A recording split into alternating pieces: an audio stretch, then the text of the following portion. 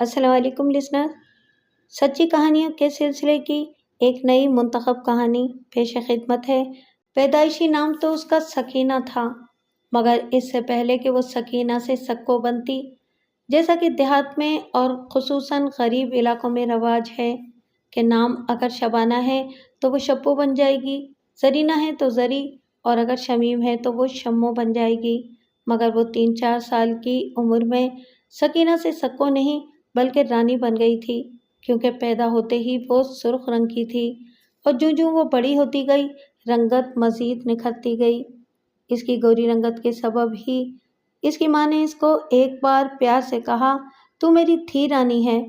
تب سے وہ خاندان اور اس کے بعد محلے میں رانی مشہور ہو گئی۔ رانی کا تعلق انتہائی غریب خاندان سے تھا۔ باپ گدا گاڑی چلاتا، جس کا نام تو نور محمد تھا، مگر وہ نورل کے نام سے مشہور تھا۔ والدہ بھاگ بھری بھی بس نام ہی کی بھاگ بھری تھی۔ گھر میں غربت کے ڈیرے دیکھے، ماں باپ کے گھر بھی اور شوہر کے گھر بھی، مگر شادی کے بعد اس کی خوش قسمتی تھی کہ شوہر غریب تو تھا مگر انتہائی شریف اور سادہ طبیعت کا تھا۔ ہر بات میں بیوی کی ہاں میں ہاں ملاتا۔ شادی کے پہلے 5 سال تک تو ان کے ہاں اولاد ہی نہیں ہوئی۔ نور محمد کے ماں باپ اور بہنوں وغیرہ نے اس کے کان بھرنے شروع کر دیے کہ وہ دوسری شادی کر لے، مگر اس نے بیوی کی محبت میں کسی کی نہ سنی، اور جب وہ لوگ بہانے سے لڑائی جھگڑے کرنے لگے تو نور محمد نے علیحدہ ہونے میں ہی عافیت سمجھی اور بیوی کو لے کر پہلے کچھ عرصے تو سسرال میں رہا، پھر 3 مرلے کا اپنا گھر لے لیا۔ 1 کمرے کا گھر تھا، مگر دونوں میاں بیوی کے لیے جنت سے کم نہ تھا، جہاں کسی کے کوئی تانے نہیں تھے، مگر بچوں کے بغیر بھی گھر کیا جنت ہوتا۔ دونوں ہی اس کمی کو شدت سے محسوس کر رہے تھے، مگر ایک دوسرے سے اس کا ذکر نہیں کرتے تھے کہ کہیں دل آزاری نہ ہو جائے۔ مگر اس دوران دونوں میاں بیوی نے اپنی سی کوشش جاری رکھی، علاج معالجات، تعویذ گنڈے، مزاروں پر حاضری، بالآخر شادی کے 12 سال بعد سکینہ پیدا ہوئی، جو اب رانی بن گئی تھی۔ نور محمد کے لیے رانی کے دنیا میں آنے سے جہاں گھر میں خوشی آ گئی تھی، وہاں کچھ معاشی مسائل بھی بڑھنے لگے۔ وہ رحیم یار خان کے ایک چھوٹے سے قصبے میں رہتے تھے، جہاں آمدنی کے محدود ذرائع تھے، مگر نور محمد کے لیے اور کوئی راستہ بھی نہیں تھا۔ وہ مسلسل محنت اور جد و جہد میں لگا ہوا تھا، مگر اس سے ان کے گھر کا خرچ تو آسانی سے چلنے لگا، مگر کوشش کے باوجود بچت نہیں کر پا رہے تھے۔ رانی مسلسل بڑی ہو رہی تھی، اور وہ جوں جوں بڑی ہو رہی تھی اس کی خوبصورتی میں اضافہ ہوتا جا رہا تھا۔ وہ محلے میں ہی ایک خاتون کے پاس قرآن اور اردو بھی پڑھتی رہی۔ وہ خاتون محلے کی بچیوں کو قرآن شریف اور واجبی سی اردو پڑھاتی تھیں، کیونکہ وہ خود 6 جماعت تک پڑھی ہوئی تھیں، مگر اس سے یہ فائدہ ہوا کہ محلے کی بچیاں دینی تعلیم کے ساتھ ساتھ دنیاوی مضامین بھی دلچسپی سے پڑھتیں۔ وہ خاتون اردو اخبارات اور میگزین وغیرہ منگوا کر رکھتیں اور پھر بچیوں کے درمیان اخبارات کی سرخیاں پڑھوانے کا مقابلہ کرواتیں۔ اس طرح بچیوں میں پڑھنے کا شوق مزید پروان چڑھا۔ خاص طور پر رانی تو بہت ہی زیادہ دلچسپی سے اخبار اور میگزین پڑھتی، اس کے لیے یہ الگ ہی دنیا تھی۔ وہ مختلف میگزین میں گاڑیوں کی تصاویر، ماڈل کے کپڑے، ہینڈ بیگ اور شوز دیکھتی تو بس ایک آہ بھر کر رہ جاتی تھی۔ وہ جانتی تھی کہ یہ سب چیزیں اس کے لیے خواب ہیں۔ وہ خوبصورت تو تھی ہی، مگر ساتھ ساتھ عقل مند بھی تھی، اور اب جب اس نے اردو پڑھنا لکھنا سیکھا اور پھر اخبار اور میگزین پڑھنے لگی تو شعور بھی آنے لگا۔ اب وہ 12 سال کی ہو گئی تھی، قرآن شریف بھی اس نے ختم کر لیا تھا۔ دونوں میاں بیوی اب اس کے لیے دن رات پریشان رہنے لگے تھے، کیونکہ محلے کے اوباش لڑکے اب ان کے گھر کے آس پاس ہی ٹہلتے رہتے تھے کہ بس کسی طرح رانی کی ایک جھلک نظر آ جائے۔ غربت کے باعث کوئی اچھا رشتہ بھی نہیں آ رہا تھا۔ ایک دفعہ تو رات کو کوئی دیوار کود کر اندر بھی داخل ہو گیا تھا۔ پھر نور محمد کے جاگنے اور چور چور کے شور مچانے پر وہ جو کوئی بھی تھا بھاگ گیا۔ اب دونوں میاں بیوی پریشان ہونے کے ساتھ ساتھ ہوشیار بھی ہو گئے تھے۔ انہیں پتا تھا کہ رانی کے علاوہ اور کوئی قیمتی چیز گھر میں موجود نہیں ہے۔ جلدی انہیں اس چور کا پتہ بھی لگ گیا۔ وہ محلے کا ہی ایک لوفر میر محمد عرف میرل تھا۔ پہلے تو نور محمد نے اس کے والدین سے بات کی اور انہوں نے میرل کو اچھا خاصا ذلیل کیا تھا، مگر وہ تھا ہی بد فطرت۔ کچھ دن تک تو سب ٹھیک ہی رہا، مگر کچھ عرصے بعد وہ پھر رانی کے گھر کے چکر لگانے لگا۔ اب کی بار نور محمد نے اسے سمجھایا تو وہ بے شرمی سے بولا، چاچا اگر اتنا ہی تنگ ہو مجھ سے تو رانی کا رشتہ مجھے دے دو نا۔ نور محمد کا پارا چڑھ گیا۔ تو رانی سے شادی کرے گا؟ شکل دیکھی ہے اپنی، کردار دیکھا ہے اپنا؟ میری بچی ابھی معصوم ہے، جب دفع ہو جائے یہاں سے۔ نور محمد نے میرل کو تقریباً دھکا دیتے ہوئے کہا، اور صبر کر چاچا صبر کر، شکل میری اتنی بری نہیں ہے جتنی تو کہہ رہا ہے، کردار کا بھی میں برا نہیں، بس میں بدنام ہوں، اور رہی بات رانی کے معصوم ہونے کی تو میں کون سا صبح بارات لے کر آ جاؤں گا، 2-4 سال انتظار کروں گا، جب جوان ہو جائے گی تب نکاح کر لوں گا۔ میرل دھکا کھانے کے باوجود ٹھٹائی سے کھڑا رہا۔ نور محمد کو مزید غصہ آ گیا۔ بے غیرت، تو رانی سے شادی کرنے کے خواب دیکھنے کی بجائے کوئی کام دھندا کر، محنت کر، کچھ بن، پھر رانی نہ صحیح تو کوئی اور رشتہ تجھے مل ہی جائے گا۔ نور محمد کا لہجہ کچھ دھیما پڑ گیا تھا۔ دراصل وہ میرل کی ٹھٹائی سے پریشان ہو کر اس سے جان چھڑانا چاہتا تھا۔ میرل نور محمد کے دھیمے لہجے سے شعر ہو گیا، چاچا نورل، تو 10 سال کی عمر سے مزدوری کر رہا ہے، اب تیری عمر 40 سے بھی اوپر ہے، کیا بنایا تو نے؟ کچھ بھی تو نہیں، جہاں سے سفر شروع کیا وہیں کھڑا ہے۔ یہ باتیں ساری قسمت کی ہوتی ہیں، اگر نصیب میں ہوا تو ایسا چھکا لگے گا کہ بلے ہی بلے، نہیں تو تیری جیسی دال روٹی تو میں کام نہ کر کے بھی کھا رہا ہوں۔ میرل نے ہنس کر کہا، تو ماں باپ کے ٹکڑوں پر پل رہا ہے، اپنی کمائی نہیں کھا رہا، اور میری ایک بات غور سے سن، تو کام کر یا نہ کر، مگر آئندہ میری رانی کا نام اپنی گندی زبان پر مت لانا۔ نور محمد کو پھر غصہ آ گیا۔ نہیں لوں گا چاچا، رانی کا نام نہیں لوں گا، یہ دیکھو میں نے کان پکڑ لیے۔ میرل نے اپنے کانوں کو ہاتھ لگایا اور بے شرمی سے مسکرانے لگا۔ نور محمد غصے سے اندر چلا گیا، مگر اس دن کے بعد نور محمد نے نوٹ کیا کہ میرل اب اسے کترانے لگا ہے، اور اس نے اب اس کے گھر اور گلی کے چکر لگانے بھی کم کر دیے تھے۔ دونوں میاں بیوی اور خود رانی نے بھی سکھ کا سانس لیا، کیونکہ میرل کی وجہ سے نہ صرف وہ بلکہ محلے میں اپنے ماں باپ کی نظر میں بھی وہ مشکوک ہو گئی تھی کہ شاید وہ میرل کے لیے دل میں نرم گوشہ رکھتی ہے۔ ایک دن نور محمد نے پیار سے رانی کو سمجھایا، دیکھو بیٹا، یہ مرد کی فطرت ہے، اگر عورت اسے ایک دفعہ دیکھے تو وہ 10 دفعہ دیکھتا ہے۔ بیٹا تم میرل کی طرف دیکھا بھی نہ کرو، اگر تم دیکھو گی تو اس کی حوصلہ افزائی ہوگی۔ یہ سن کر رانی کی آنکھوں میں آنسو آ گئے تھے۔ بابا، کیا آپ کو مجھ پر اعتماد نہیں ہے؟ میں اس معاملے میں بے قصور ہوں، مجھے آپ کی عزت عزیز ہے۔ رانی باقاعدہ رونے لگی تھی۔ اس نے فوراً رانی کو گلے لگا کر سر پر ہاتھ پھیرا، میرا پتر، میں تو تجھے سمجھا رہا تھا اور تو رونے لگی؟ نہ پتر نہ۔ نور محمد کی بھی آنکھیں بھر آئی تھیں۔ وقت گزرتا رہا، 1 سال مزید گزر گیا، مگر نور محمد کے حالات میں تبدیلی نہیں آئی، بلکہ اب نوبت تنگ دستی تک پہنچنے لگی، کیونکہ نور محمد نے 10 سال پہلے جو گدھا خریدا تھا اب وہ نہ صرف بوڑھا ہونے لگا تھا بلکہ کمزور بھی ہو گیا تھا۔ اس لیے سامان وغیرہ اٹھوانے والے لوگ اب نور محمد سے کترانے لگے تھے۔ نور محمد اور اس کی بیوی بے انتہا پریشان تھے، مگر ان کے پاس کچھ چارہ بھی نہیں تھا کہ وہ لوگ اپنے حالات میں تبدیلی کیسے لائیں۔ ایک دن رات کو دونوں میاں بیوی اس سلسلے میں بات کر رہے تھے اور رانی قریبی چائے بنانے میں مصروف تھی۔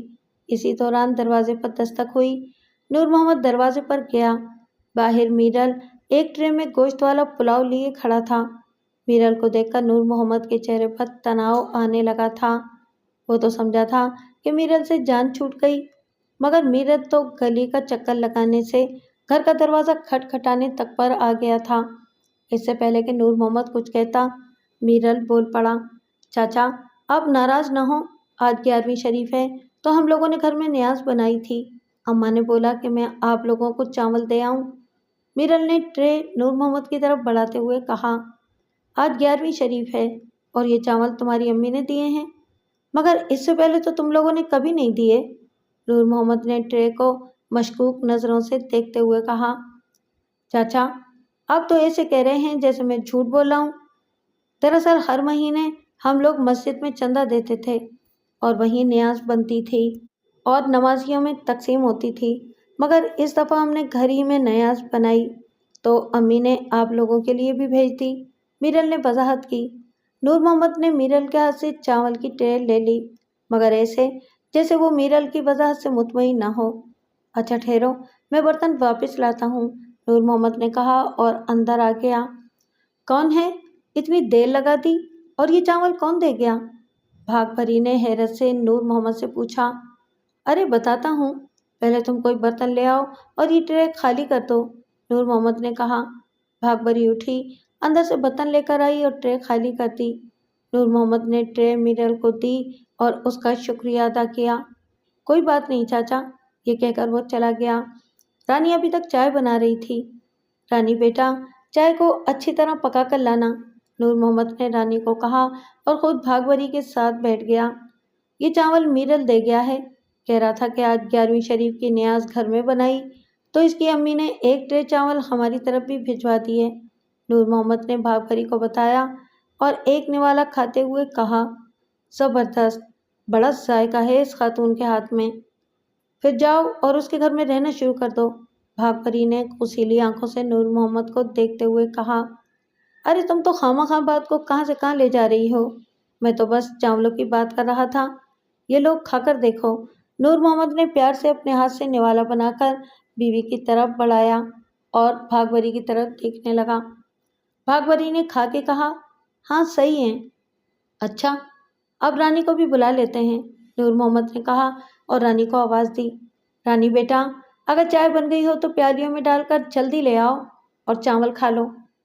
جی ابا، میں ابھی چائے لے کر آتی ہوں، رانی نے کہا اور 3 پیالیوں میں چائے ڈال کر ٹرے میں رکھ کر آ گئی۔ ابا یہ چاول کہاں سے آئے ہیں؟ رانی نے ان کے قریب بیٹھتے ہوئے پوچھا۔ او پتر، اپنے محلے سے ہی آئے ہیں، بس تم کھانا شروع کر دو، کوئی سوال نہیں کرو، نور محمد نے کہا۔ ٹھیک ہے ابا، یہ کہہ کر رانی نے بھی چاول کھانا شروع کر دیے۔ چاول میں گوشت کی بوٹیاں بھی کافی تھیں اور میرل کافی بڑی ٹرے بھر کر لایا تھا، وہ ان تینوں نے ختم کی، حالانکہ یہ لوگ اپنا کھانا بھی کھا کر ہی بیٹھے تھے۔ ابا چاول بہت اچھے بنے ہوئے تھے، رانی نے چائے کا کپ اٹھاتے ہوئے کہا۔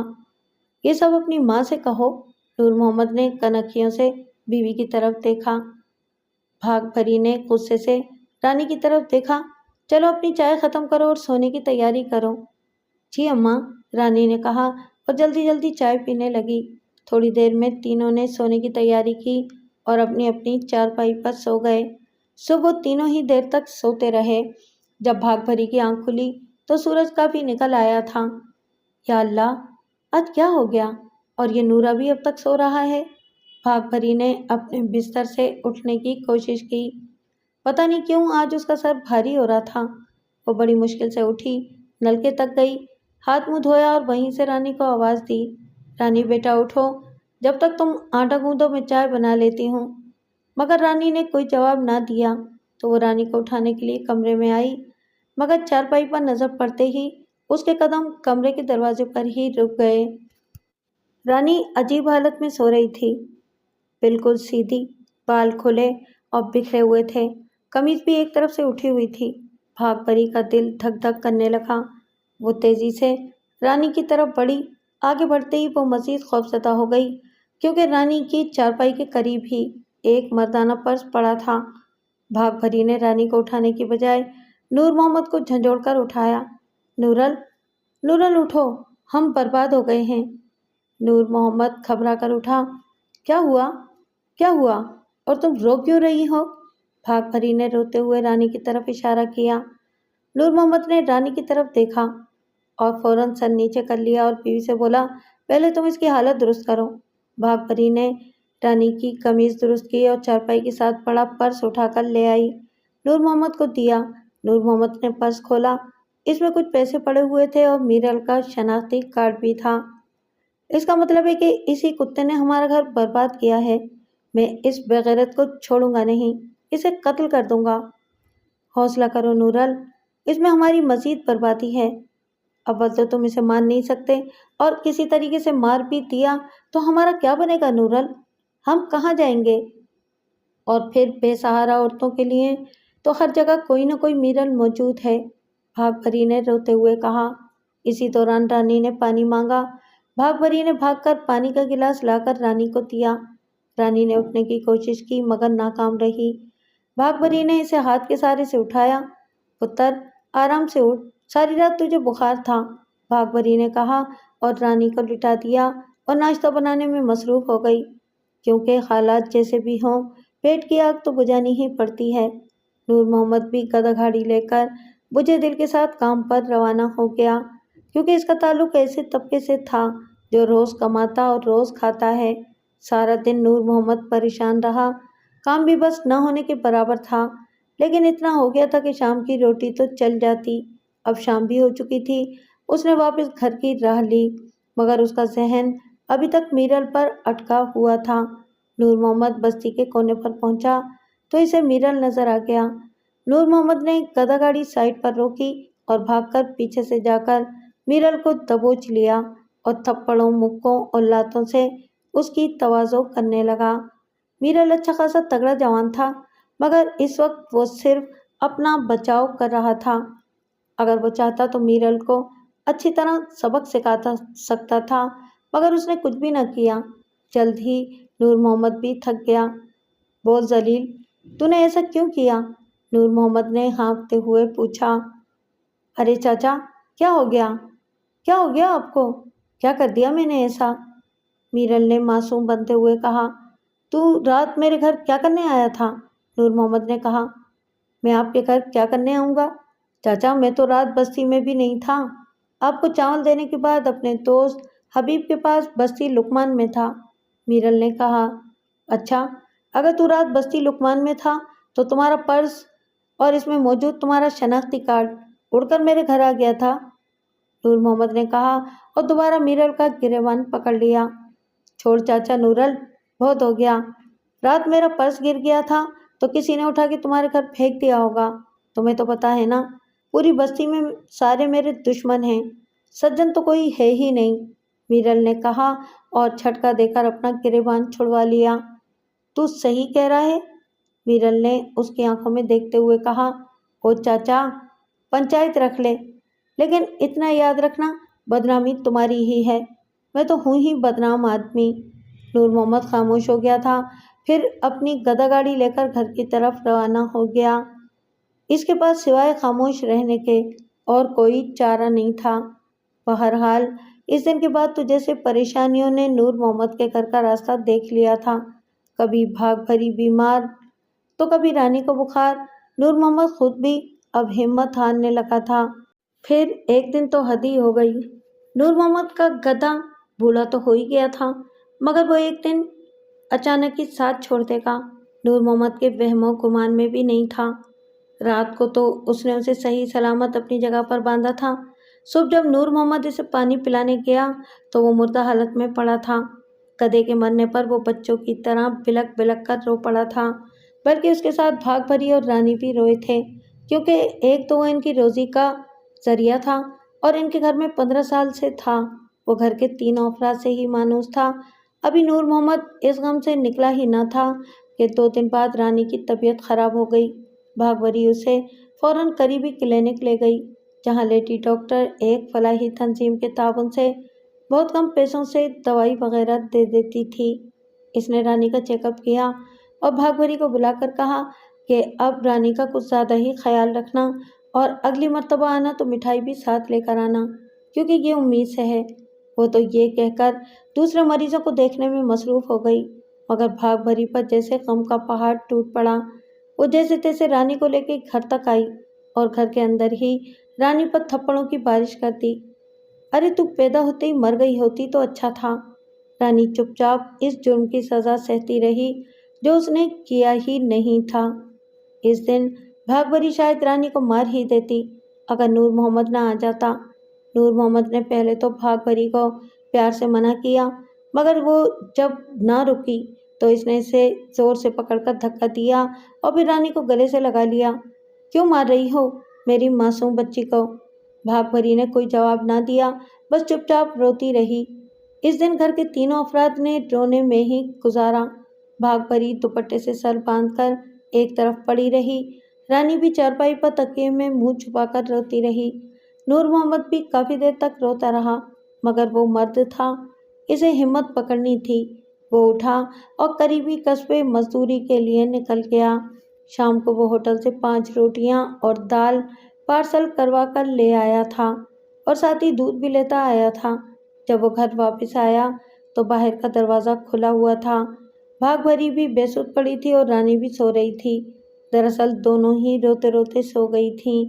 نور محمد نے روٹی اور سالن ایک سائڈ پر رکھا، چائے کے لیے پانی چولہے پر چڑھا دیا کہ جب تک چائے بنتی ہے میں ان دونوں کو اٹھا لوں تاکہ ہم کھانا کھا سکیں۔ نور محمد نے سوچا اور پھر پہلے بھاگ بھری کو اٹھایا اور پھر رانی کو۔ دونوں کو بھوک لگی ہوئی تھی کیونکہ دونوں نے صبح سے کچھ کھایا نہیں تھا۔ تینوں نے مل کر کھانا کھایا۔ کھانا کھانے کے دوران رانی خاموشی سے سر جھکا کر کھانا کھاتی رہی۔ بھاگ بھری بھی شرمندہ تھی، اسے افسوس ہو رہا تھا کہ اس نے رانی کو کیوں مارا۔ کھانے کے بعد نور محمد 3 کپوں میں چائے لے آیا۔ چائے پینے کے بعد بھاگ بھری نے اٹھ کر رانی کو گلے لگا لیا۔ رانی اب بھی خاموش تھی۔ اسی وقت دروازے پر دستک ہوئی۔ کون ہے؟ آتا ہوں، نور محمد نے کہا اور پھر جا کر دروازہ کھولا۔ سامنے میرل کھڑا تھا۔ اس سے پہلے کہ نور محمد اسے کچھ برا بھلا کہتا، وہ دروازے کو ایک طرف دھکیل کر اندر داخل ہو گیا اور سیدھا بھاگ بھری کے قدموں میں جا بیٹھا اور اس کے پیر پکڑ لیے۔ چاچی، مجھ سے غلطی ہو گئی ہے، مجھے معاف کر دیں۔ نور محمد نے پیچھے سے آ کر میرل کو گردن سے پکڑا۔ بے غیرت، تجھے میرا گھر برباد کر کے بھی چین نہ آیا اور اب تو میرے گھر کے اندر آ گیا۔ چاچا، میں اس غلطی کو سدھارنے آیا ہوں جو آپ کے گلے میں سانپ بن کر لپٹی ہوئی ہے۔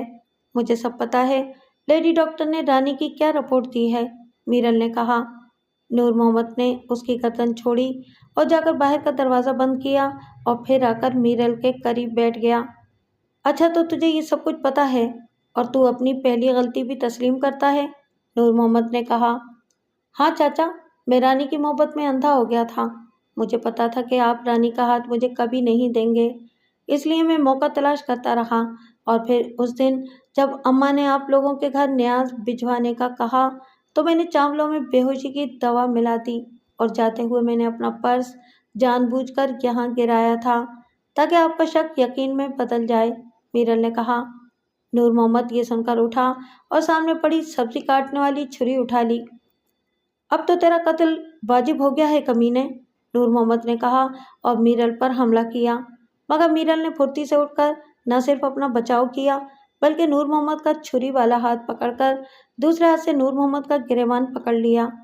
ذات کی کیوڑی اور چاہتروں سے چھپیاں، اوقات میں رے چاچا، اوقات میں، میرل نے کہا اور جھٹکے سے چھری نور محمد سے چھین لی۔ نور محمد بے بس ہو گیا تھا مگر پھر بھی تلملا رہا تھا۔ میں تیری ذات بچانے کی خاطر اپنی عزت تیرے ہاتھوں بار بار نیلام کروا رہا ہوں اور تو شیر بنتا جا رہا ہے۔ اگر رشتہ دینا ہے تو ٹھیک ہے ورنہ تیری مرضی، لیکن یاد رکھنا رانی کے پیٹ میں میرا بچہ ہے اور یہ تیرے گلے کا ڈھول ہے جسے تو چاہتے ہوئے بھی نہیں اتار سکے گا، میرل نے کہا۔ اب میں چلتا ہوں، مجھے 2 دن میں بتا دینا، یہ کہہ کر میرل چلا گیا۔ مگر نور محمد اور بھاگ بھری کو پریشانیوں نے گھیر لیا۔ دونوں کی نیندیں اڑ چکی تھیں۔ رانی بھی پریشان تھی مگر وہ جلد سو گئی تھی۔ دونوں میاں بیوی رات بھر آپس میں صلاح مشورہ کرتے رہے اور آخر میں وہ فیصلہ کرنے میں متفق ہو گئے۔ انہوں نے رانی کا ہاتھ میرل کو دینے کا فیصلہ کر لیا تھا۔ دونوں اب اطمینان سے سو گئے تھے۔ دوسرے دن نور محمد نے میرل کو اکیلے میں بلا کر کہا، دیکھو میرل، میں تمہیں رانی کا رشتہ دینے پر تیار ہوں مگر میری 1-2 شرطیں ہیں۔ حکم کر چاچا، مجھے تیری ہر شرط منظور ہے، میرل نے کہا۔ تو پھر سنو، میری پہلی شرط یہ ہے کہ تم اپنے ماں باپ کو میرے گھر رشتے کے لیے لے آؤ۔ نکاح سادگی سے ہوگا اور تیسری شرط تو نہیں، مگر میں تجھے سمجھا رہا ہوں، تمہاری اور رانی کی عمر میں کافی فرق ہے، تمہیں ہر معاملے میں اس کا خیال رکھنا ہوگا۔ اگر اس سے کوئی غلطی ہو بھی جائے تو تمہیں درگزر کرنا ہوگا۔ ٹھیک ہے چاچا، وہ رانی ہے تو میں بھی اسے رانی بنا کر ہی رکھوں گا، میرل نے کہا اور پھر وہ دوسرے دن اپنے ماں باپ کو لے آیا اور 1 ہفتے بعد ہی سادگی سے نکاح ہو گیا۔ میرل رانی کو اپنے گھر لے گیا۔ رانی کو نور محمد اور بھاگ بھری نے اچھی طرح سمجھا دیا تھا کہ وہ کس مجبوری کے تحت اس کا رشتہ میرل سے کر رہے ہیں، لہٰذا اس رشتے کو ہر حال میں نبھانے کی کوشش کرنا۔ میرل کے کام نہ کرنے کی عادت پختہ ہو چکی تھی۔ پہلے 1 مہینے تو اس کے ماں باپ اور بھائیوں نے خاموشی اختیار کیے رکھی، مگر جب میرل نے پھر بھی کام نہ کیا تو اس کے ماں باپ اور بھائیوں نے پہلے پیار سے کام دھندا کرنے کا کہا، مگر جب میرل کے کانوں پر جوں تک نہیں رینگی تو انہوں نے نہ صرف سختی سے کہا بلکہ 1 ہفتے بعد اسے الگ کر دیا اور اسے کہہ دیا کہ وہ اپنی بیوی کو لے کر جہاں دل کرے چلا جائے، مگر اس گھر میں اس کے لیے کوئی جگہ نہیں۔ میرل نے پہلے تو احتجاج کیا، مگر جب ماں باپ اور بھائیوں کے سامنے دال نہیں گلی تو اس نے اپنا حصہ طلب کیا۔ اس بات پر اس کے بھائی آگ بگولا ہو گئے کہ تم نے آج تک کیا ہی کیا ہے جو تمہیں حصہ دیں، الٹا چوری چکاری کے الزام میں کبھی پنچایت میں پیسے بھرتے ہیں تو کبھی تھانے میں۔ لڑ جھگڑ کر میرل کے حصے میں صرف گھر کے تھوڑے برتن ہی آئے جو وہ اٹھا کر اور رانی کو لے کر اپنے ساس سسر کے پاس آ گیا اور انہوں نے بھی بیٹی کی خاطر چپ سادھ لی۔ یہاں بھی میرل نکما ہی رہا۔ نور محمد نے گدھے کے مرنے کے بعد مزدوری شروع کر دی تھی۔ اگر وہ کوشش کے باوجود کبھی خالی ہاتھ آ جاتا تو کھانے کے لالے پڑ جاتے، مگر وہ بیچارہ خاموش رہتا۔ میرل کو پیار سے سمجھاتا مگر میرل ہر دفعہ ایک ہی جواب دیتا، کوشش کر رہا ہوں چاچا، بس جیسے ہی کوئی ڈھنگ کا کام ہاتھ آیا میں شروع کر دوں گا۔ جو دن گزرتے گئے ان کی پریشانی میں اضافہ اور تنگ دستی بڑھنے لگی۔ نور محمد کا گدھا تو پہلے ہی مر گیا تھا، باقی لکڑی والی گاڑی بچی تھی وہ بھی بک گئی، اس کے پیسے بھی تیزی سے ختم ہونے لگے۔ میرل بھی اب نور محمد کی فیملی کا حصہ بن گیا تھا، نہ چاہتے ہوئے بھی وہ میرل سے مشورہ کرتا تھا۔ ایسے ہی ایک رات جب گھر کے چاروں افراد اکٹھے تھے، نور محمد نے کہا، میرل اب کام کے بارے میں سنجیدگی سے سوچو، کیونکہ اب گھر میں نیا مہمان بھی آنے والا ہے۔ میرے پاس اب گدھا گاڑی کا آسرا بھی نہیں، اگر فوری طور پر کام نہ ملا تو بھیک مانگنے کے سوا کوئی چارہ نہیں ہوگا۔ او چاچا، بھیک مانگے ہمارے دشمن، میں کل تک کام ڈھونڈتا ہوں۔ ویسے میرے پاس ایک مشورہ ہے، اگر آپ لوگ مان جائیں تو اس سے ہم امیر نہ سہی مگر غریب بھی نہیں رہیں گے۔ نور محمد کے ساتھ بھاگ بھری اور رانی بھی میرل کی طرف دیکھنے لگے۔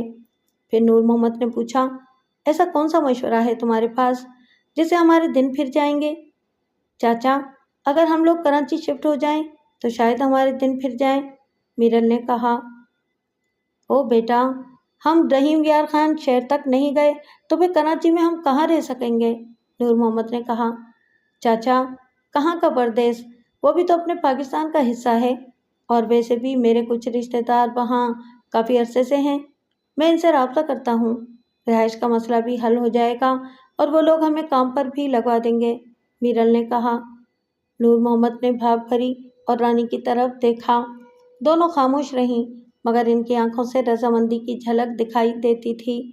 نور محمد خود بھی اس چھوٹے سے قصبے سے نکلنا چاہتا تھا، لہٰذا اس نے بھی ہاں کر دی اور کہا، دیکھو میرل، پہلے اپنے رشتہ داروں سے بات پکی کر لو، کہیں ایسا نہ ہو ہم جائیں اور وہ لوگ پہچاننے سے بھی انکار کر دیں، کیونکہ بڑے شہروں میں ایسا ہی ہوتا ہے۔ ایسا کچھ نہیں ہوگا چاچا، بس تو تیاری کر، باقی میرا کام ہے، میرل نے کہا۔ 1 ہفتے میں وہ لوگ تیاری کر کے کراچی آ گئے۔ یہاں میرل کے رشتہ داروں نے واقعی تعاون کیا، انہوں نے گلشن اقبال کی کچی آبادی میں نہ صرف مکان کرائے پر لے کر دیا بلکہ بھاگ بھری اور رانی کو بھی انہوں نے ماسک کا کام دلوایا۔ نور محمد کو بھی ایک جگہ چوکیداری کی نوکری مل گئی، صرف میرل ہی نکما رہا، وہ خود بھی کام نہیں کرنا چاہتا تھا، ورنہ اس کے رشتہ داروں نے 1-2 جگہ اس کی بات کرا دی تھی، مگر وہ خود ہی کوئی ایسا بہانہ تلاش کرتا کہ بات بگڑ جاتی۔ دراصل میرل کی سوچ شروع سے ایسی ہی تھی کہ کام نہ کرنا، جرائم پیشہ افراد کے ساتھ اٹھنا بیٹھنا، بڑھ کے مارنا، یہاں بھی اسے اپنے جیسے لوگ ہی مل گئے تھے۔ میرل بس صبح اٹھتا، ناشتہ کرتا، جب بھاگ بھری، رانی اور نور محمد کام پر چلے جاتے تو وہ اپنے آوارہ دوستوں کے ساتھ چرس پیتا، گپیں لگاتا، دوپہر کا کھانا وہ ایک ویلفیئر کے دسترخوان پر کھانے چلا جاتا جہاں بکرے کا گوشت اور نان ملتے، کچھ دیر ادھر ادھر گھومتا اور پھر گھر آ کر سو جاتا۔ شام کو جب رانی اور بھاگ پری لوٹتی تو ساتھ میں کھانا بھی لاتی، جو اکثر بریانی، کباب، قورمہ وغیرہ ہی ہوتا۔ میرل نے ایسے کھانے کب کھائے تھے؟ اس کے تو مزے لگ گئے۔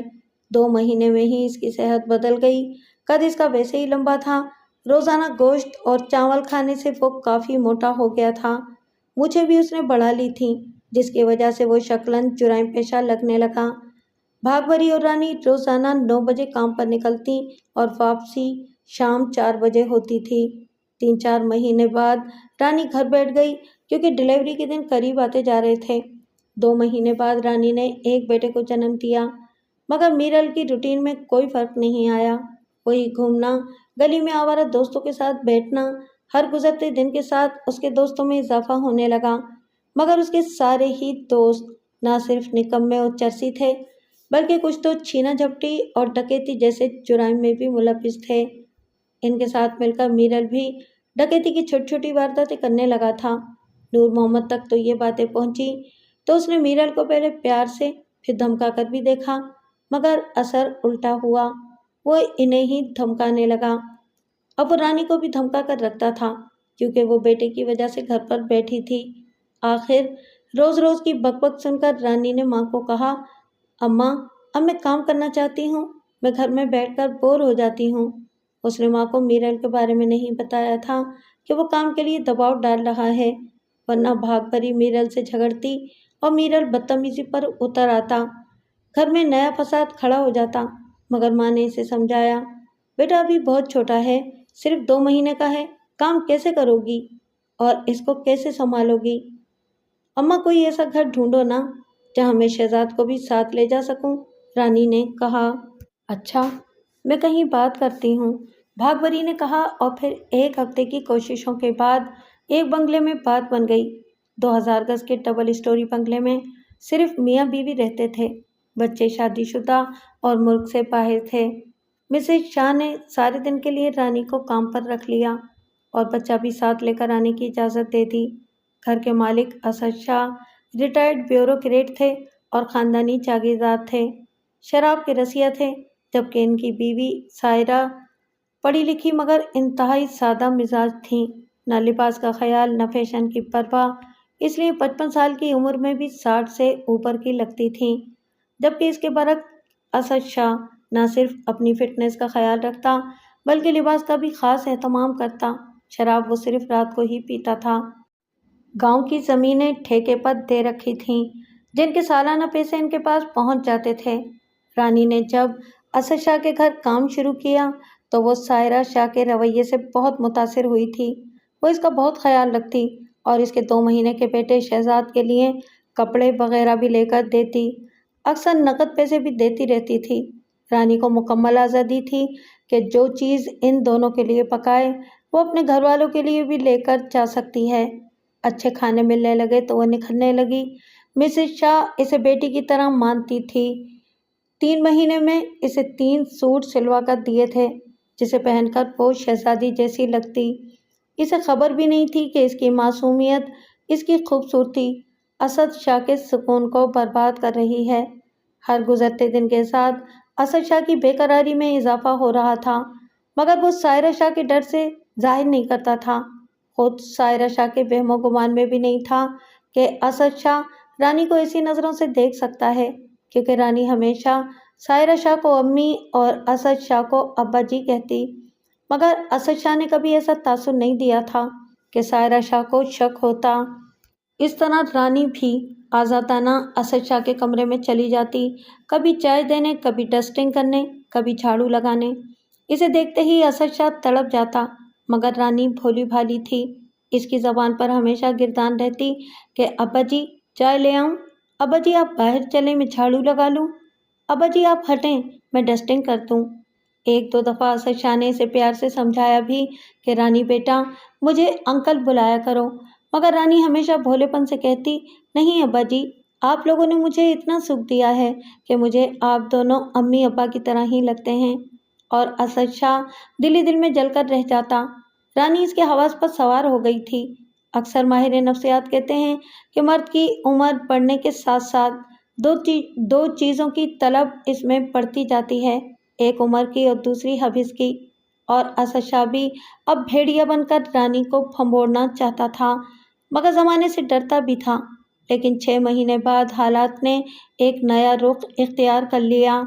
اس کی بیٹی نمرا شاہ اپنے شوہر کے ساتھ شارجہ سے پاکستان آئی تو اپنے ماں باپ کو 1 مہینے کے لیے شارجہ لے جانا چاہا، کیونکہ شارجہ میں وہ لوگ اپنے سپر اسٹور کا افتتاح کر رہے تھے۔ اسد شاہ نے انکار کر دیا کہ بیٹا ابھی تم ماں کو لے جاؤ، میں 20 دن بعد آ جاؤں گا، کیونکہ گاؤں کی زمینیں جو ٹھیکے پر دی ہوئی ہیں اس کی میعاد ختم ہو گئی ہے، اب نیا معاہدہ ہوگا۔ پھر رانی کو 1 مہینے کی چھٹی دے دیں، سائرہ شاہ بولی۔ جیسے تمہاری مرضی، ویسے اگر رانی بیٹی ہفتے میں 2 دفعہ ڈسٹنگ کے لیے آ جائے کرے تو بہتر ہے، کھانا تو میں باہر کھا لیا کروں گا۔ اسد شاہ نے مکاری سے جال پھینکا۔ اس نے اتنے پیار سے رانی بیٹی کہا تھا کہ جیسے رانی اس کی سگی بیٹی ہو۔ سائرہ شاہ بھی راضی ہو گئی تھی۔ پھر 1 ہفتے بعد ان لوگوں کی تیاری ہو گئی۔ جانے سے پہلے سائرہ شاہ نے رانی کو 1 مہینے کی تنخواہ ایڈوانس اور 2000 علیحدہ سے بھی دیے۔ رانی سائرہ شاہ کے گلے لگ کر رونے لگی تھی۔ ارے کیا ہوا بیٹا، میں ہمیشہ کے لیے تھوڑی جا رہی ہوں، صرف 1 مہینے کی بات ہے، سائرہ شاہ نے کہا۔ پتہ نہیں کیوں امی، میرا دل گھبرا رہا ہے، رانی نے کہا۔ تم ایسا کرنا کہ ہفتے میں 2 بار آ کر صرف اپنے ابا جی کے کمرے کی ڈسٹنگ کر دینا، کھانا وغیرہ نہیں بنانا، یہ باہر کھا لیں گے۔ سائرہ شاہ نے اسد شاہ کی طرف اشارہ کیا۔ جی امی، میں آ جایا کروں گی، بس آپ اپنا خیال کرنا، رانی نے کہا۔ ٹھیک ہے، اب تم جاؤ، ہم 1 گھنٹے میں چلے جائیں گے، تم 2 دن بعد آ کر ڈسٹنگ کر جانا، سائرہ شاہ نے کہا۔ رانی گھر چلی گئی۔ 1 گھنٹے بعد سائرہ شاہ بھی اپنی بیٹی اور داماد کے ساتھ شارجہ روانہ ہو گئی۔ سب کے جانے کے بعد اسد شاہ ڈرائنگ روم میں آ کر بیٹھ گیا۔ شادی کے بعد آج پہلی دفعہ سائرہ شاہ کے جانے پر اسد شاہ خوشی محسوس کر رہا تھا، ورنہ وہ اسے کہیں بھی نہیں جانے دیتا تھا۔ پھر وہ رانی کے بارے میں سوچنے لگا کہ کیسے وہ قابو میں آ سکتی ہے، کیونکہ رضامندی سے تو سوال ہی پیدا نہیں ہوتا تھا۔ وہ پھر 1 مہینے تک کام پر ہی نہ آتی اور 1 مہینے بعد یہ بات سائرہ شاہ تک جا پہنچتی اور سائرہ شاہ سے بچوں تک۔ اس طرح اسد شاہ نے نہ صرف اپنی بیوی بلکہ اپنے بچوں کی نظروں میں بھی گر جاتا، اور یہ سب اسد شاہ نہیں چاہتا تھا۔ وہ ڈرائنگ روم سے اٹھ کر اپنے کمرے کی طرف آ گیا، وہاں سے شراب کی بوتل لی، پھر اس سے برف کے چھوٹے ٹکڑے نکالے اور پھر ڈرائنگ روم میں آ کر بیٹھ گیا۔ گلاس میں تھوڑی برف اور شراب ڈال کر پینے لگا۔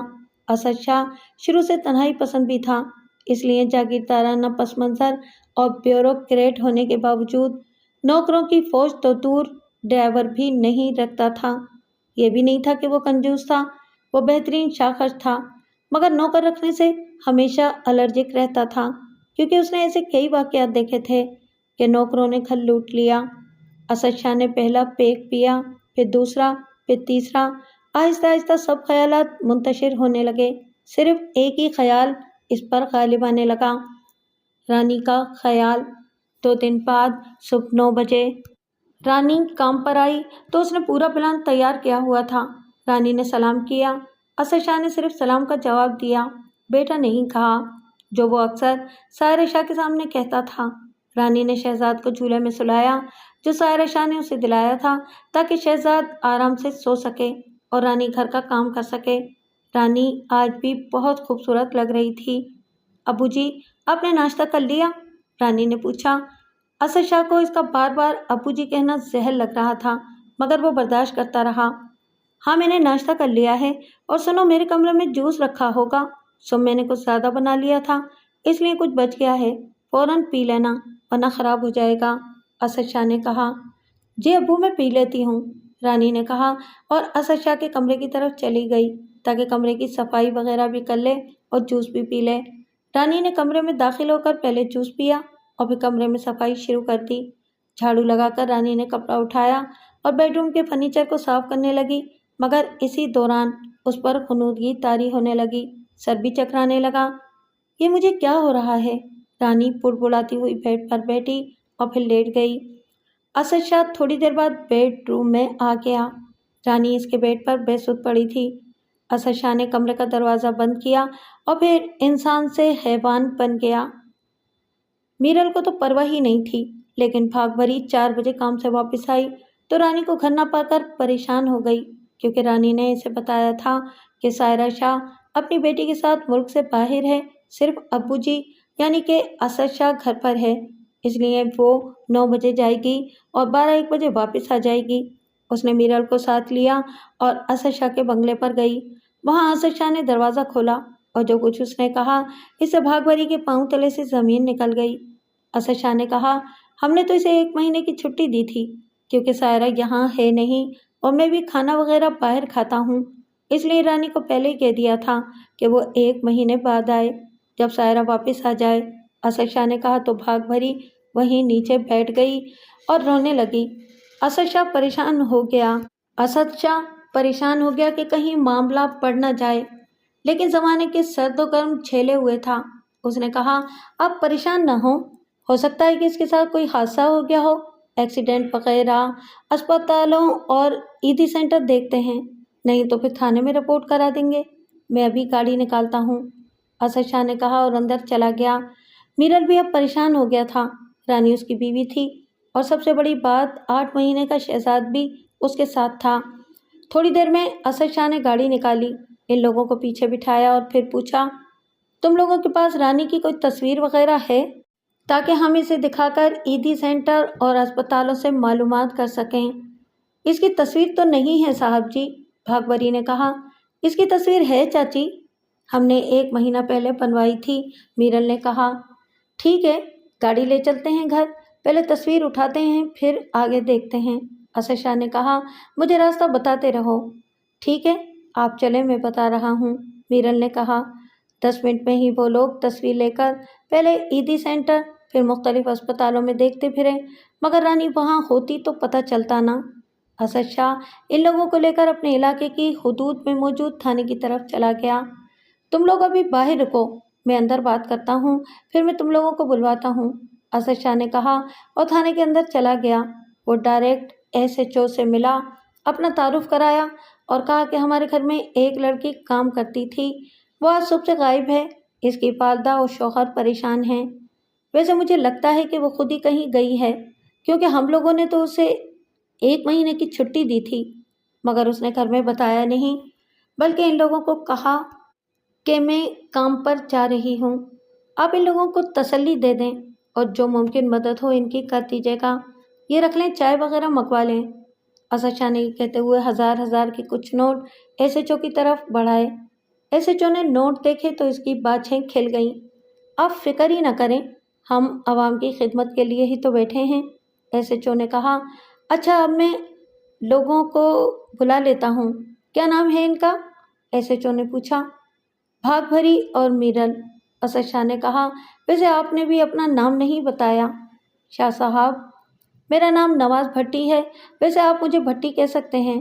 SHO نے اسد شاہ کی طرف مسکراتے ہوئے دیکھا اور پھر سپاہی کو آواز دی، اوئے مشتاق، تھانے کے باہر ایک عورت و مرد کھڑے ہوں گے، بھاگ بھری اور میرل، ان دونوں کو بلا کر لے آؤ، بھٹی نے ہدایت دی۔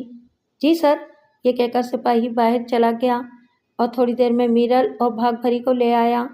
بھاگ بھری تو کمرے میں آتے ہی تھوڑی کنفیوز ہو گئی، مگر میرل بالکل اعتماد کے ساتھ آ کر بیٹھ گیا۔ اس کے چہرے پر کسی قسم کا کوئی خوف نہیں تھا، کیونکہ وہ شروع ہی سے چھوٹے موٹے جرائم میں نہ صرف تھانے جا چکا تھا بلکہ جیل اور عدالتی نظام سے بھی واقف تھا۔ وہ شکل سے بھی بدمعاش لگتا تھا، ایسے لوگوں سے تو خود پولیس والے بھی کتراتے ہیں۔ نواز بھٹی بھی کن اکھیوں سے میرل کا جائزہ لیتا رہا۔ بھاگ بھری نے روتے ہوئے بتایا، صاحب جی، وہ صبح 9 بجے شاہ صاحب کے گھر کام پر آئی اور پھر… ابھی بھاگ بھری نے بات مکمل نہیں کی تھی کہ نواز بھٹی نے بات کاٹ دی۔ اماں، یہ سب مجھے شاہ صاحب بتا چکے ہیں، آپ یہ بتائیں کہ آپ لوگوں کی کسی سے دشمنی تو نہیں؟ نہیں صاحب جی، ہم غریب لوگ ہیں، ہماری کسی سے کیا دشمنی؟ بھاگ بھری نے روتے ہوئے کہا۔ اماں، اس کا کسی سے کوئی چکر وکر تو نہیں تھا؟ میرا مطلب ہے کہ وہ خود تو کہیں نہیں چلی گئی، نواز بھٹی نے پوچھا۔ نہیں صاحب جی، میری بیٹی معصوم و نیک تھی، اللہ کے واسطے اس کے بارے میں غلط سوال نہ کریں، بھاگ بھری نے ہاتھ جوڑتے ہوئے کہا۔ نواز بھٹی نے دیکھا کہ اس سوال پر میرل کے چہرے پر بھی غصے کے تاثرات تھے، مگر وہ خاموش تھا۔ اماں، آپ حوصلہ رکھیں، پولیس آپ کے ساتھ ہے، ہم آج ہی اس معاملے کی چھان بین کرتے ہیں۔ آپ سامنے والے کمرے میں جائیں وہاں رپورٹ لکھوا دیں اور بالکل بے فکر ہو جائیں۔ نواز بھٹی نے اٹھ کر بھاگ بھری کے سر پر ہاتھ رکھا۔ اسد شاہ نے بھاگ بھری اور میرل کی طرف دیکھا اور اشارہ کیا۔ دونوں اٹھے اور سامنے ہیڈ محرر کے کمرے میں چلے گئے۔ وہاں رپورٹ لکھوائی اور پھر اسد شاہ کے ساتھ واپس آ گئے۔ واپسی پر اسد شاہ نے ایک نہاری ہوٹل پر گاڑی روکی۔ بھاگ بھری اور میرل کے لیے بھی کھانا پیک کروایا اور ایک نہاری اور 2 روٹی اپنے لیے بھی پارسل کروائی، کیونکہ اسد شاہ کے اندازے کے مطابق اب تک رانی کو ہوش آ گیا ہوگا۔ آتے ہوئے احتیاطاً اس کے پاؤں میں زنجیر اور تالا ڈال دیا تھا اور شہزاد کو اس کے قریبی سلا کر آیا تھا۔ اس نے روٹی والا ایک شاپر بھاگ بھری کو دیا اور ان کو گاڑی سے اترتے وقت 1000 کے 3 نوٹ دیے۔ تم لوگ بالکل پریشان نہ ہونا، یہ میرا نمبر رکھ لو، کسی بھی وقت میری ضرورت پڑے تو مجھے بلا جھجک فون کر دینا اور پریشان بالکل نہیں ہونا۔ 1-2 دن میں رانی تم لوگوں کے درمیان ہوگی، ہو سکتا ہے وہ راستہ بھول گئی ہو۔ اسد شاہ نے کہا، اللہ تعالیٰ آپ کو خوش رکھے صاحب جی، آپ ہمارے لیے اتنا کچھ کر رہے ہیں۔ بھاگ بھری نے کہا، ٹھیک ہے، بس تم لوگ جاؤ، کھانا کھاؤ اور فکر نہیں کرو۔ میرا ایک ڈی ایس پی دوست ہے، میں اسے بھی فون کرتا ہوں، وہ تھانے فون کرے گا تو یہ لوگ اس معاملے میں زیادہ دلچسپی لیں گے۔ اسد شاہ نے کہا۔ بھاگ بھری پریشان تھی مگر اسد شاہ کی تسلیوں سے مطمئن ہو گئی تھی۔ وہ اسد شاہ کو دعائیں دیتی ہوئی چلی گئی۔ ان کے جانے کے بعد اسد شاہ کے چہرے پر شیطانی مسکراہٹ پھیل گئی۔ رانی 2 دن میں تم لوگوں کے پاس ہوگی، بس دعا کرو کہ میرا دل اس سے جلدی بھر جائے۔ وہ زیر لب پڑپڑایا اور گاڑی چلا دی۔ گھر پہنچ کر گاڑی سے اترا، مین گیٹ کھولا، گاڑی اندر پارک کی اور پھر سیدھا رانی کے پاس پہنچ گیا۔ لائٹیں بند اور کمرے کو لاک کر کے وہ گیا تھا۔ کمرے کا دروازہ کھولنے اور لائٹ جلانے کے بعد اس نے دیکھا رانی کو ہوش آ چکا تھا، مگر وہ حیران اور پریشان ہو کر اسد شاہ کو دیکھ رہی تھی۔ ابو جی، یہ سب کیا ہے؟ رانی رونے لگی۔ کم از کم اب تو مجھے ابو جی نہیں بولو، اسد شاہ نے رانی کی طرف دیکھ کر کہا۔ اس کے چہرے سے خباثت ٹپک رہی تھی۔ ابو جی، مجھے گھر جانے دیں، میری اماں ابا پریشان ہوں گے، میرل بھی غصے میں ہوگا، رانی نے روتے ہوئے کہا۔ جانے دوں گا، پہلے تم کھانا کھاؤ اور مجھے اب ابو جی بالکل نہیں کہنا، اسد شاہ نے کہا اور ایک پلیٹ میں نہاری اور دوسرے میں 2 روٹی رکھ کر رانی کے آگے رکھ دی۔ میں نہیں کھاؤں گی ابو۔ خاموش، اگر دوبارہ مجھے ابو کہا تو، اسد شاہ نے اسے تھوڑی سے پکڑتے ہوئے کہا، کھانا تو تمہیں کھانا ہی پڑے گا اور میری بات بھی ماننا پڑے گی، میری خاطر نہ صحیح، شہزاد کی خاطر۔ اسد شاہ نے درندگی سے شہزاد کی طرف دیکھا۔ پھر اسد شاہ نے نمک کے بہانے بے ہوشی کی دوا سالن میں ملا دی۔ کھانا کھا کر اسے دودھ پلا دینا، کیونکہ صبح سے تم بے ہوش تھی اور یہ بھوکا، اسد شاہ نے کہا اور کمرے سے نکل گیا۔ شہزاد بھی رونے لگا تھا۔ رانی بھی نکاہت محسوس کر رہی تھی۔ اس نے روتے ہوئے تھوڑا کھانا کھایا اور شہزاد کو گود میں اٹھا کر دودھ پلانے لگی۔ شہزاد بھی ماں کی گود میں آخر خاموش ہو گیا۔ رانی نے اسے دودھ دیا اور تھپ تھپا کر سلا دیا۔ اسے باتھ روم جانے کی ضرورت محسوس ہو رہی تھی، مگر پاؤں میں زنجیر دیکھ کر وہ بیٹھ گئی۔ اسی دوران اسد شاہ بھی کمرے میں داخل ہوا۔ وہ مجھے باتھ روم جانا تھا۔ ہاں ہاں تو جاؤ، یہ اٹیچ بات ہے، اسد شاہ نے کہا۔ میری زنجیر کھول دیں، رانی نے بے بسی سے کہا۔ یہ زنجیر اتنی لمبی ہے کہ تم باتھ روم تک جا سکتی ہو، میں جب تک کچن میں جا کر تمہارے لیے ٹھنڈا پانی لے آتا ہوں، اسد شاہ نے کہا اور کمرے سے نکل کر کمرے کو لاک کر دیا۔ پھر ڈرائنگ روم میں آ کر شراب پینے لگا جو وہ پہلے ہی رکھ کر آیا تھا۔ 1 گھنٹے بعد رانی کے کمرے کی طرف جب وہ گیا تو بے ہوشی کی دوا اپنا کام کر چکی تھی۔ وہ ایک دفعہ پھر شیطان بن گیا تھا۔ صبح کو اسد شاہ نے رانی کے کمرے میں ڈبل روٹی، آملیٹ اور دودھ کا گلاس بیڈ کی سائڈ ٹیبل پر رکھا اور باہر سے کمرے کو لاک کر دیا۔ بھاگ بھری اور نور محمد اپنے رشتہ داروں سے مل کر اپنی سی کوشش کرتے رہے۔ میرل بھی ساتھ رہا مگر ناکام رہا۔ صبح وہ پھر ایک آس کے ساتھ اسد شاہ کے پاس آ گئے، مگر اسد شاہ کے پاس وہی پرانی کہانی تھی۔ میری ابھی بھٹی صاحب سے بات ہوئی ہے، پولیس پوری کوشش کر رہی ہے، شام تک انشاءاللہ ہمیں خوشخبری ملے گی۔ بھاگ بھری اور نور محمد اسد شاہ کو دعائیں دینے لگے، مگر میرل نہ صرف خاموش رہا بلکہ وہ کچھ اور ہی سوچ رہا تھا۔ اسے اسد شاہ کا بار بار یقین دلانا اور بنگلے کے باہر ہی روک لینا عجیب سا لگا۔ اسد شاہ اکیلا رہتا تھا، इतना बड़ा बंगला था, अगर वो चाहता तो अंदर बिठाकर बात कर सकता था, मगर वो बाहर से ही बात करके भगा देता था। नूर मोहम्मद और भागबरी के साथ घर वापस आने के बाद मीरल घर से बाहर चला गया और अपने दोस्तों के साथ चर्च पर ही सिगरेट के कश लगाए और अपने दोस्तों को मसला बताया। ओए मीरल, बंदा तो बड़ा जिगर वाला लगता है, मगर तू अभी तक खामोश क्यों है? इनमें से एक ने कहा। तो फिर तुम लोग ही बताओ यार, मैं क्या करूं? मुझे तो कुछ समझ नहीं आता।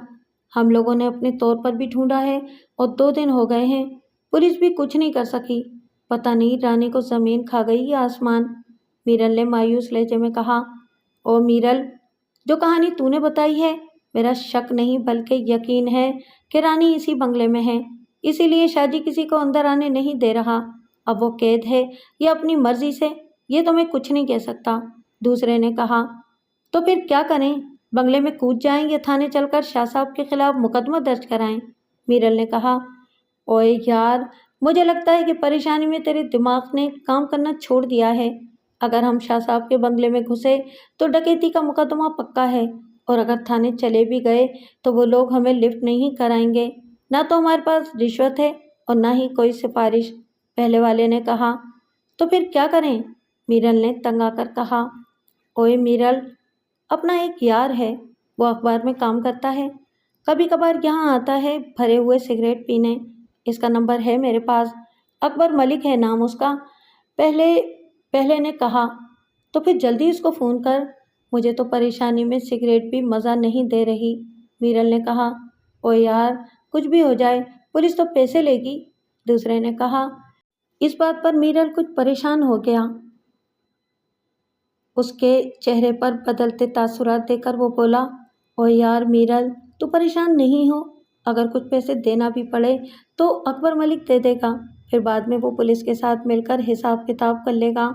पहले ने कहा। हिसाब किताब करेगा? मैं समझा नहीं। मीरल ने कहा। तो फिर समझ ना, अगर रानी के अगवा का मुकदमा शादी के खिलाफ करता है तो वो अपनी इज्जत बचाने के लिए पैसा फेंकेगा, और अगर रानी उसके बंगले से बरामद होती है तो फिर वो सबको पैसे में नहला देगा, मुद्दई को जो तुम होगे और सहाफ़ी को, ताकि अखबार में खबर न छपे, और पुलिस वो तो बहती गंगा में हाथ धोएगी। पहले ने कहा तो मीरल की आंखों में परेशानी की बजाय लालच की चमक पैदा हो गई। ओहो, मैं तो भूल ही गया था कि असद शाह की शक्ल में एक बड़ी मछली मेरे जाल में फंस गई है। मीरल ने सोचा और फिर बोला। जल्दी से मलिक अकबर को फ़ोन करो और उसे यहाँ बुलाओ। 1 घंटे में ही मलिक अकबर पहुँच गया था। मीरल ने इसे सारी बात बताई। ठीक है, तुम मेरे साथ चलो, भट्टी साहब तो अपने दोस्त हैं, अगर ना भी होते तो भी कोई मसला नहीं था, मलिक अकबर ने कहा, और मीरल को अपने साथ मोटरसाइकिल पर बिठाकर थाने पहुंच गया। वहां पहुंचकर नवाज भट्टी से बात की और उसे समझाया कि असद शाह के खिलाफ मुकदमा बनता है तो फिर किस किस का कितना कितना फ़ायदा होगा। मलिक साहब, आप भी कमाल करते हैं। आप जानते हैं कि असद शाह कौन है? वो ना सिर्फ ब्यूरोक्रेट है बल्कि ख़ानदानी जागीरदार भी है। अगर कल को ये मुकदमे का मुद्दई मीरल असद शाह के दबाव में आकर केस वापस लेता है तो फिर मैं क्यों बैठे बिठाए एक ताकतवर आदमी को अपना दुश्मन बनाऊं? नवाज भट्टी ने कहा। भट्टी साहब, आप भी कमाल करते हैं। वो सिराइकी में एक कहावत है ना कि कोई जीवे या मरे, 5.5 खरे। आप मुकदमा बनाएं, ये सब बात की बातें हैं, और वैसे भी प्रेस यानी कि मैं भी आपके साथ हूँ, अकबर मलिक ने कहा। बहरहाल नवाज भट्टी ने मीरल की मुद्दईयत में असद शाह के खिलाफ अपनी बीवी रानी के अगवा, ज्यादती और हद से बेजा का मुकदमा दर्ज करा दिया। रानी शहजाद के रोने पर जाग गई, इसे गोद में बिठाया और फिर पैरों में जंजीर देखकर रोने लगी। फिर इसके दिमाग में फिक्र का तूफान उठने लगा कि अम्मा कैसी होंगी, अब्बा का क्या हाल होगा, मीरल मेरे बारे में क्या सोचेगा। और फिर वो अल्लाह से दुआ मांगने लगी। ए मेरे अल्लाह, मुझे इस जहन्नम से निजात दिला और इस शैतान को गरक कर मेरे मौला। रानी रो रही थी, पता नहीं कितनी देर वो रोती रही। शदीद भूख के बावजूद उसने नाश्ता नहीं किया और रोते रोते सो गई। इसकी आंख बाहर से आने वाली बातों की आवाज़ से खुली। इस वक्त दिन के शायद 4 बज रहे थे। असद शाह ड्राइंग रूम में ड्रिंक ले रहा था जब बेल बजी थी। इसने उठकर दरवाज़ा खोला। سامنے SHO نواز بھٹی سول کپڑوں میں کھڑا تھا۔ دراصل وہ اسد شاہ کے اثر و رسوخ سے کچھ زیادہ ہی خوفزدہ تھا۔ وہ پہلے اطمینان کرنا چاہتا تھا، اسی لیے کچی رپورٹ لکھ کر آیا تھا۔ نواز بھٹی کو دیکھ کر اسد شاہ کچھ پریشان تو ہوا، مگر اس نے فوراً معاملہ سنبھالا۔ بھٹی صاحب، آپ یہاں؟ ہاں شاہ صاحب، میں پچھلی گلی میں کسی کام سے آیا تھا تو سوچا کہ آپ کو بھی سلام کر لوں۔ بھٹی نے سوچا شاید اسد شاہ خود مجھے اندر آنے کے لیے کہے گا، مگر اسد شاہ نے اندر آنے کے لیے بالکل بھی نہ کہا، تو پھر مجبوراً نواز بھٹی نے خود کہا، شاہ صاحب مجھے ذرا باتھ روم جانا تھا، اگر آپ برا نہ مانیں تو میں آپ کا باتھ روم استعمال کر سکتا ہوں۔ بھٹی کی بات پر اسد شاہ ایک دم گھبرا گیا اور پھر بولا، ہاں جی، کیوں نہیں، آ جائیں۔ آپ ہٹیں گے تو میں آؤں گا نا؟ نواز بھٹی نے کہا۔ اوہ، آئیے، اسد شاہ نے راستہ دیتے ہوئے کہا، یہ سامنے باتھ روم ہے، یہاں سے فارغ ہونے کے بعد ڈرائنگ روم میں آ جائیے گا، میں آپ کا انتظار کر رہا ہوں۔ اسد شاہ نے کہا اور فوراً اندر چلا گیا، کیونکہ اس کا اپنا بیڈ روم جس میں رانی قید تھی، اس کا دروازہ کھلا ہوا تھا۔ وہ تیزی سے اندر گیا اور کمرے کا دروازہ لاک کیا۔ بدحواسی میں وہ یہ بھی بھول گیا کہ بھٹی باتھ روم گیا بھی ہے یا نہیں، کیونکہ وہ روم کے دروازے تک گیا تھا، مگر اسد شاہ کی بدحواسی دیکھ کر پیچھے آ گیا تھا، اور پھر اسد شاہ کو کمرہ لاک کرتے دیکھ کر اس کا شک یقین میں بدل گیا۔ وہ پھر واپس باتھ روم گیا، اتنے میں بیل بج اٹھی۔ اسد شاہ نے بیزار ہوتے ہوئے کہا، اب کون آ گیا ہے؟ وہ اٹھنے لگا تھا کہ بھٹی نے کہا، بیٹھیں شاہ صاحب، میں دیکھتا ہوں کہ کون ہے۔ وہ تیزی سے مین گیٹ پر پہنچا۔ دراصل وہ تھانے میں بیٹھے میرل اور اکبر سے کہہ کر آیا تھا کہ اگر کوئی مشتبہ بات نوٹ کی تو مس کال دوں گا، تم لوگ فوراً آ جانا۔ باتھ روم میں پہنچ کر اس نے مس کال دے دی تھی۔ مین گیٹ پر ایک ASI 2 سپاہیوں کے ساتھ کھڑا تھا اور ساتھ میں وہی دونوں تھے۔ بھٹی نے سرکوشی میں کہا، لڑکی اندر ہی ہے، شاہ صاحب کو ہلنے مت دینا، اور تم اپنا کیمرہ آن کر لو، اسد شاہ کو فل نفسیاتی دباؤ میں رکھنا ہے۔ بھٹی نے ہدایت کی۔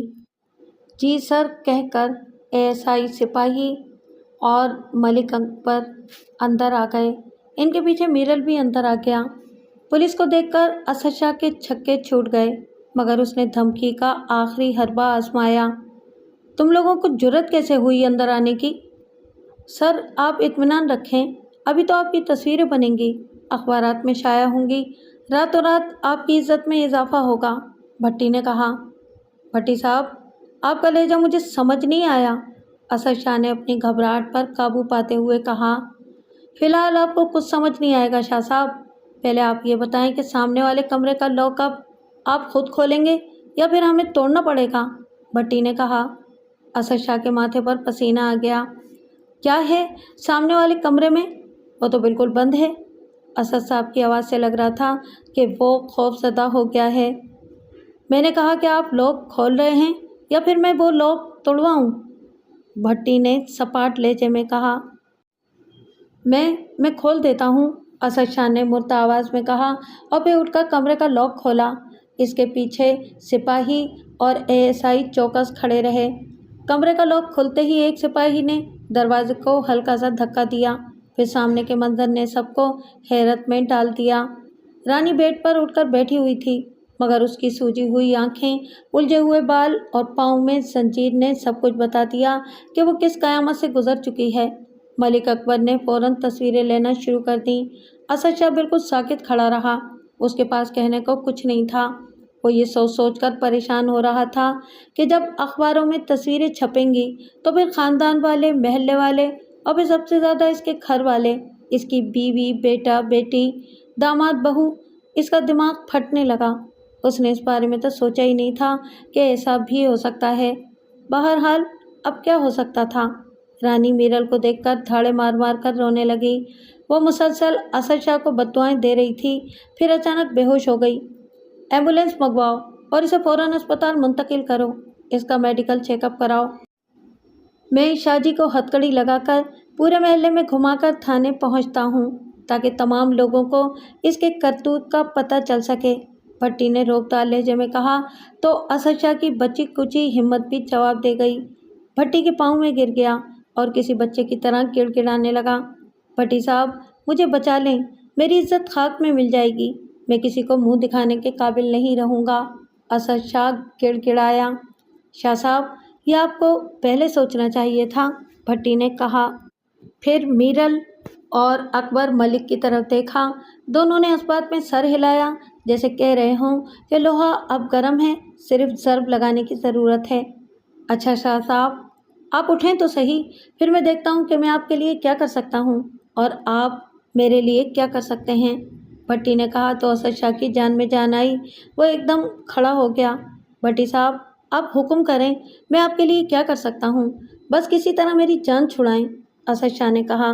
شاہ صاحب، بات صرف میری نہیں، آپ کے خلاف اغوا اور زیادتی کا مقدمہ بن گیا ہے اور میرل رانی کا شوہر اس کا مدعی ہے، اور پھر یہ صحافی ہیں اکبر ملک، ان کے پاس فوٹوگراف ہے، ایسی صورت میں بھلا میں کیا کر سکتا ہوں؟ بھٹی نے اسد شاہ کے کندھے پر ہاتھ رکھ کر سرگوشی میں کہا۔ بھٹی صاحب، آپ 1 منٹ میرے ساتھ سائڈ پر چلیں، اسد شاہ نے کہا اور بھٹی کا ہاتھ پکڑ کر ڈرائنگ روم میں لے آیا۔ بھٹی صاحب، آپ ان دونوں سے بھی بات کر لیں، میں منہ مانگی رقم دینے کے لیے تیار ہوں، بس آپ مسئلے کو یہیں ختم کرا دیں، اسد شاہ نے کہا۔ ٹھیک ہے، 50 لاکھ روپے میرے لیے تیار رکھیں، ان سے میں بات کر لیتا ہوں، بھٹی نے کہا۔ مجھے منظور ہے، بس آپ میری جان چھڑائیں، اسد شاہ نے کہا۔ آپ بیٹھیں، میں بات کر کے آتا ہوں، بھٹی نے کہا اور ڈرائنگ روم سے باہر نکل آیا۔ پھر میرل اور اکبر ملک کو ایک سائڈ پر لے آیا۔ دیکھو میرل، 25 لاکھ روپے تجھے مل جائیں گے اور 5 لاکھ روپے ملک صاحب کو، معاملے کو یہیں دبا دیتے ہیں، تو بھی عیش کر اور ملک صاحب بھی مزے کریں، بھٹی نے کہا۔ اور آپ بھٹی صاحب، آپ کچھ نہیں لیں گے کیا؟ ملک اکبر نے ہنستے ہوئے بھٹی کے کندھے پر ہاتھ مارا۔ ملک صاحب، میں بھی سگریٹ پانی کے پیسے لے ہی لوں گا، بھٹی بھی جواباً مسکرایا۔ بھٹی صاحب، ابھی تو رانی زندہ ہے، اگر مر گئی تو؟ میرل نے پوچھا۔ تو پھر پیسے ڈبل، بھٹی نے کہا۔ تو پھر آپ پیسے ڈبل کرائیں، سمجھو رانی مر گئی، میرل نے شفافیت سے کہا۔ اور پھر میرل کا پلان سن کر اکبر ملک کیا بھٹی بھی حیران رہ گیا کہ پیسے کی خاطر کوئی اتنی درندگی بھی کر سکتا ہے۔ سوچ لو میرل، وہ تمہارے 1 ماہ کے بچے کی ماں ہونے کے ساتھ ساتھ تمہاری بیوی بھی ہے، اکبر ملک نے کہا۔ ملک صاحب، میں غیرت مند آدمی ہوں اور غیرت مند آدمی کے لیے اتنا کافی ہے کہ اس کی بیوی ایک رات کسی اور کے ساتھ گزارے، پھر اس میں یہ نہیں دیکھا جاتا کہ وہ اس نے اپنی مرضی سے گزاری یا کسی مجبوری میں، قاری ہونا اس کی قسمت ہے، میرل نے انتہائی شفاف لہجے میں کہا۔ ٹھیک ہے، تم اپنا کام کرو، میں اسد شاہ سے بات کرتا ہوں، تم لوگ ذرا سائڈ میں بیٹھو، آرام کرو، بھٹی نے احسائی اور سپاہیوں سے کہا۔ سنو، ایمبولینس آ جائے تو اسے باہر ہی روکنا۔ ٹھیک ہے سر، تینوں نے کہا اور ایک طرف چلے گئے۔ بھٹی اندر گیا اور پھر اسد شاہ سے بولا۔ شاہ صاحب، معاملہ بگڑ گیا ہے، رانی مر چکی ہے اور میرل کسی بھی صورت معاف کرنے کو تیار نہیں، میرا خیال ہے کہ اب میں بھی شاید آپ کو نہ بچا سکوں۔ اسد شاہ کا گلا خشک ہو گیا، اسے اپنی آنکھوں کے سامنے پھانسی کا بندہ نظر آنے لگا۔ وہ بھٹی کے پاؤں پڑ گیا۔ بھٹی صاحب، کچھ بھی کریں، مجھے بچائیں۔ ٹھیک ہے شاہ صاحب، آپ 1 کروڑ روپیہ دے دیں، میں میرل اور اکبر ملک کو راضی کر لیتا ہوں۔ کیسے؟ وہ میرا کام ہے، بس آپ پیسوں کا انتظام کریں۔